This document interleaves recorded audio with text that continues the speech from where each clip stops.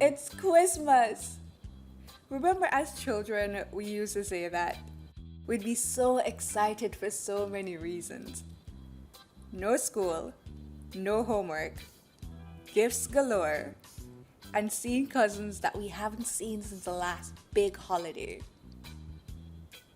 And although we couldn't articulate it, something in the air felt different. Maybe it was a collective joy and good spirit from everyone that made the interactions more pleasant. People kinder. When we all unanimously decided that something important was about to happen and no one wanted to ruin the celebration and the festivities. Christmas is a beautiful thing that brings out the most beautiful thing in humanity. Love. Love is patient and kind.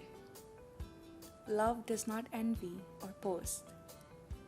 It is not arrogant or rude.